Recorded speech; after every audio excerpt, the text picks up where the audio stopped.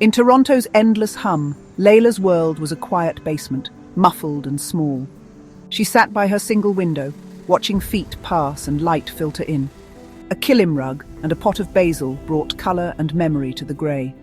She watched the city's life from below, a silent spectator, longing for connection. In the quiet, her solitude echoed, heavy, unshakable, and deeply felt.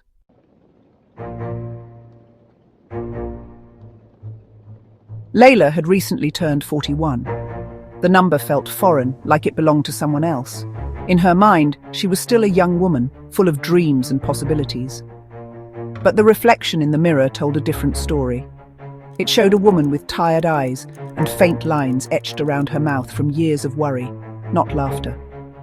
She would trace these lines with her fingertips, each one a map of a wrong turn, a poor decision, a broken promise.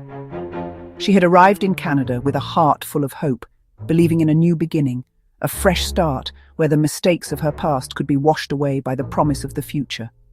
Her journey had not been easy. The path she had walked was littered with the ghosts of bad friendships and the wreckage of toxic relationships. Each one had taken a small piece of her, chipping away at her confidence and her spirit until she felt fragile and hollow. She had trusted too easily, loved too freely, and given parts of herself to people who had left her with nothing but scars and an empty bank account. Now, at 41, she was not just emotionally broken. She was financially adrift, struggling to stay afloat in a city that demanded so much and gave so little in return to those who faltered. Her English was a barrier, a wall she could not seem to climb. The words would get stuck in her throat, tangled and confused. She understood more than she could speak, which made her feel trapped inside her own mind.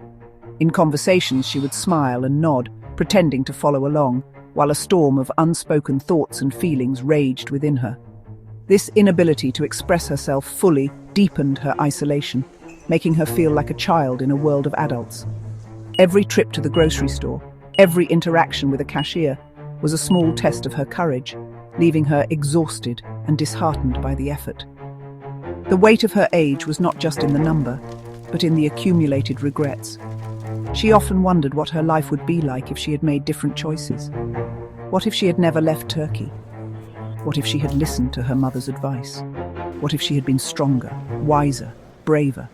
These questions were her constant companions, whispering to her in the dead of night. They were ghosts that haunted her waking hours and her dreams, reminding her of a life that could have been, a happiness that felt forever out of her reach. This was the heavy burden she carried every single day.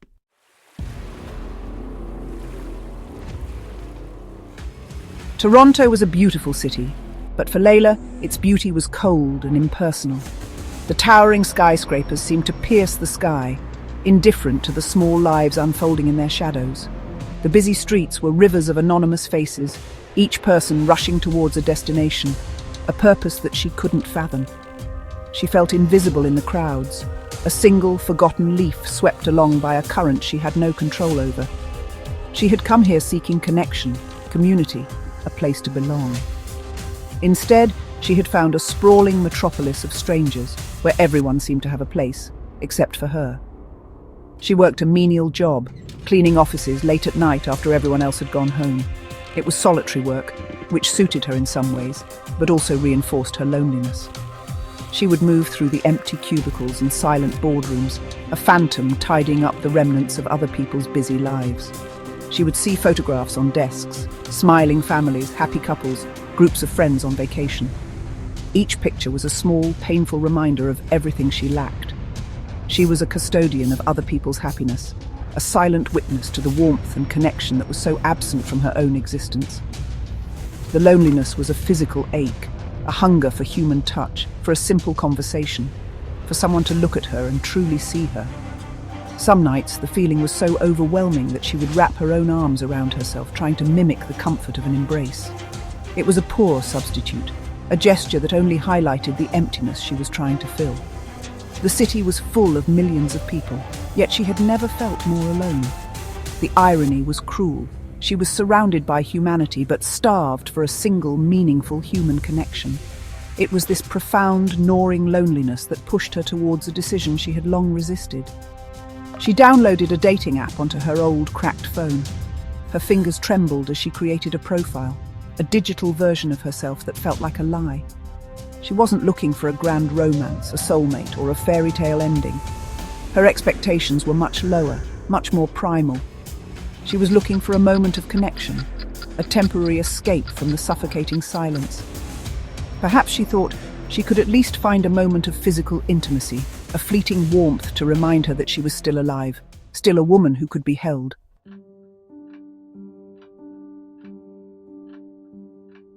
Leyla's past was not a distant country. It was a room she lived in every day. The memories were relentless ghosts, following her through quiet hours. In Istanbul, life was bright but full of poor choices. Semar, a friend, promised a new start in Canada, but the dream soured. Semar vanished, leaving Leyla alone, and broke in a cold, indifferent city. Betrayals and careless lovers left Leyla building walls around her heart, haunted by the ghosts of yesterday.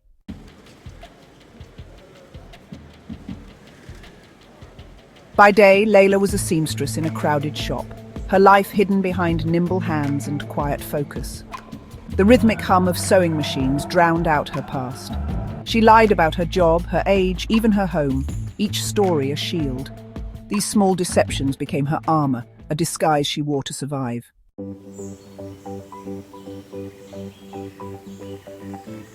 Carrying these deceptions was exhausting. Each lie was a stone added to a growing burden, making real connection impossible. Leyla's invented life, a chic studio, a fictional job, kept her isolated, always vigilant, always alone. Her secrets built invisible walls, and the fear of rejection silenced her true self. At night, the weight of her choices would wash over her, and she wondered if she'd ever find the courage to be seen.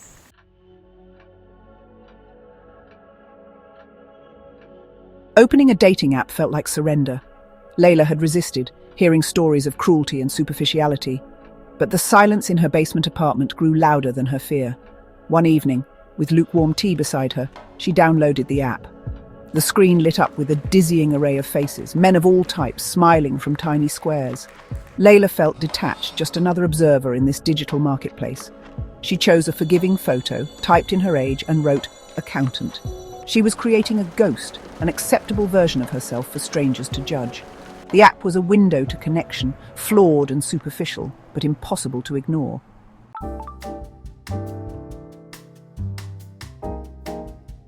Leyla's initial goal on the app was, well, not exactly ambitious. She wasn't searching for love, or a soulmate, or for the kind of epic romance she'd read about in books or seen in films. Those dreams, honestly, felt like they belonged to another life entirely, a younger, more naive version of herself. Years of disappointment had worn down her expectations. Now her desires were far more basic, rooted in the stark reality of her isolation. She kept telling herself she wasn't looking for a husband or even a boyfriend. She just wanted a temporary cure for the silence, a brief respite from the crushing weight of being utterly alone in a city of millions. Her plan, if you could even call it that, was a calculated compromise with her own heart. She had needs that went beyond conversation. She missed the simple, profound comfort of human touch. She missed the feeling of another person's presence in a room, the warmth of a hand in hers, the weight of an arm around her shoulders. These, really, were the things that made a person feel real, feel seen. So, she adjusted her thinking. Maybe she could find someone for just a night, just for physical intimacy, a fleeting moment of closeness without all the complications of emotion or the pressure of a future. It was a bleak thought, but it felt, well, more realistic, more attainable than love. This decision didn't sit easily with her. A part of her, the part that still clung to old-fashioned values and romantic ideals, recoiled from the idea. It felt transactional, cheap, even a bit desperate. She'd never been the sort of woman to seek out casual encounters. But you know, desperation is a powerful force. It can make you reconsider your own rules and redraw boundaries you once swore you'd never cross. She reasoned with herself that this was a practical solution to a practical problem. This wasn't about love, it was about survival, about finding a way to feel human again, even if just for a few hours. And so, she began to swipe with a new, detached purpose. She wasn't looking for shared interests or a kind smile. She was looking for something else. something she couldn't quite put into words. She'd scan profiles quickly, making snap judgments based on a gut feeling. There was this strange mix of shame and empowerment. She was taking control, making a choice, even if it was a choice born of loneliness. She was entering a game with new rules, rules she was making up as she went along. It was a dangerous game, she knew, but the silence of her life was, perhaps, the most dangerous thing of all.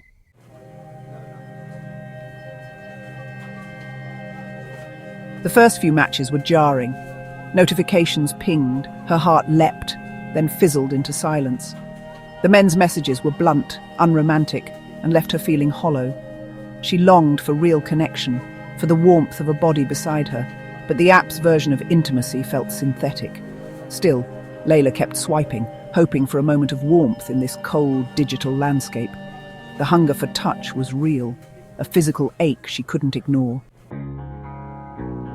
Swiping became Leyla's habit, faces blurring, conversations fading, hope slipping away. The app felt like a gallery of shadows, each profile a silhouette, including her own. She wondered if real connection was even possible. Just as she was about to give up, a new profile appeared, a man with kind eyes and a golden retriever. Something about his warmth made her pause, then she swiped right. "It's a match!"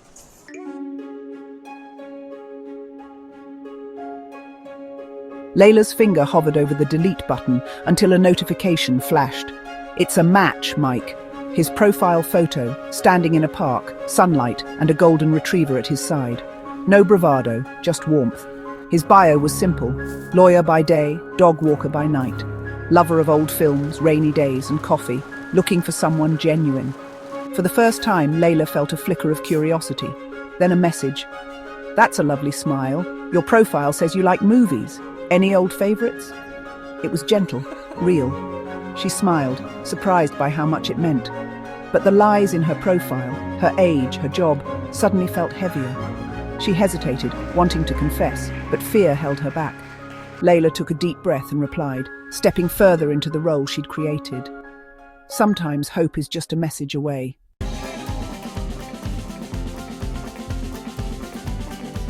Leyla typed, deleted, and finally sent, "Thank you, I love the old ones. Casablanca is a favorite."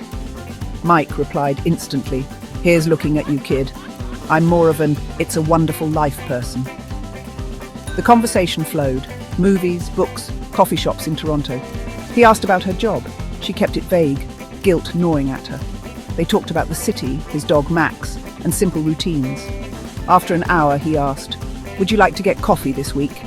Leyla's heart raced. She agreed. They set a time and place, a real date, thrilling, terrifying, and impossible to refuse.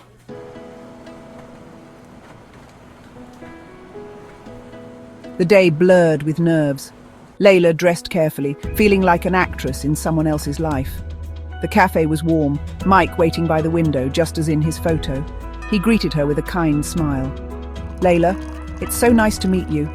She blushed, managed a quiet hello. Awkwardness faded as Mike joked about pastries and shared stories. Then, as he described his life, a lawyer, a fixer-upper house, his dog Max, Leyla felt a chill. It was all too familiar. The man across from her was the one she'd written about for years in her diary. Her fantasy had come to life.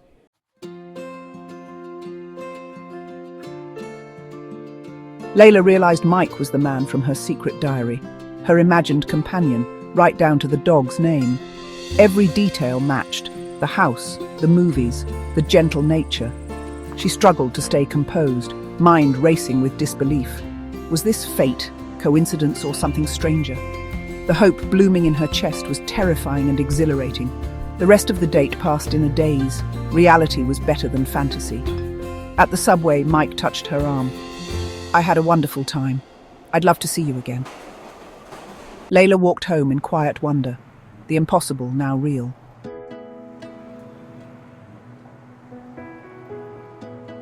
Alone in her apartment, Leyla replayed the night. The world felt lighter. The line between dream and reality had blurred. Her diary man was real, and he wanted to see her again. Maybe hope wasn't foolish. Maybe dreams could be more than escape. The lies she'd told still lingered, a shadow over her new hope. She knew the truth would have to come out, but for now, she let herself feel peace. For the first time, loneliness felt like it might finally leave. Leyla fell asleep with a hopeful smile, dreaming of what tomorrow might bring.